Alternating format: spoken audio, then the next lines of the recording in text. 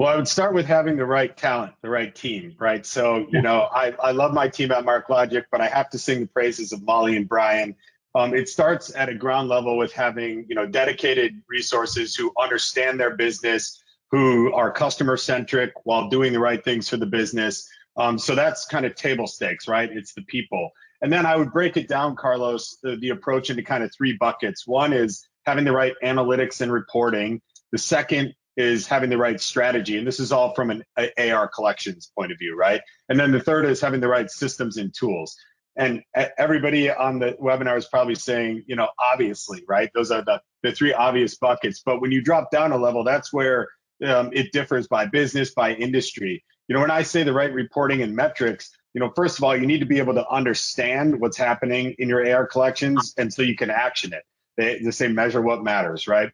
And I think we all are familiar with some of the common metrics, DSO, average number of days it takes a company to collect a payment after a sale. ADD is another favorite of mine, average days delinquent, letting you know if you've got a problem. And that's one where you probably saw some spikes over the last years, even in the healthiest of businesses and customer bases. Another one is CEI, that's a newer one, collective effectiveness index, and that's measuring how effective our processes are at collecting our dollars outstanding kind of over a period of time, usually a year. And I could go on, right? But the important thing is to get the KPIs in place so that you can focus your action in the right areas, right?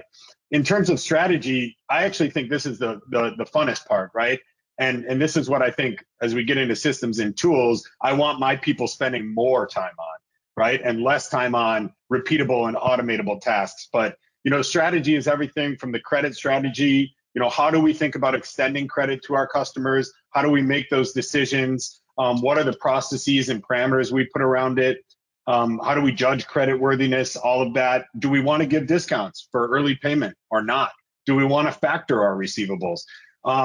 Communication strategy. So Carlos, you mentioned dunning. How do we want to work with our customers and communicate with them to collect our receivables in a way that's partnership centric, right? And not just hammering them and being sure that we're listening. Another example might be exception management. So when someone's late, how do we handle that, right? What are the exceptions we can make at what levels of authority? And so that's strategy, and that, again, I'd love to spend a lot more time on that one here. And then the last one is systems and tools. So it's 2021. Finance has historically been behind in terms of getting a tech stack in place that helps them be better at their jobs, but we're catching up. And so, to give a plug to Tesorio and even Planful as well, right? Both tools in the CFO stack that I use at MarkLogic and have used historically, and they're all about, can we automate workflows to free up our team to focus on planning and strategy, to focus on understanding KPIs? Can we automate to be faster? Can we leverage technology to make us easier to do business with? An example there might be electronic payments processing, right? So that's a long-winded answer, Carlos, but when I think about how I set up as a CFO, my team, my AR collections team for success, it's focused on those three buckets to kind of be macro about it.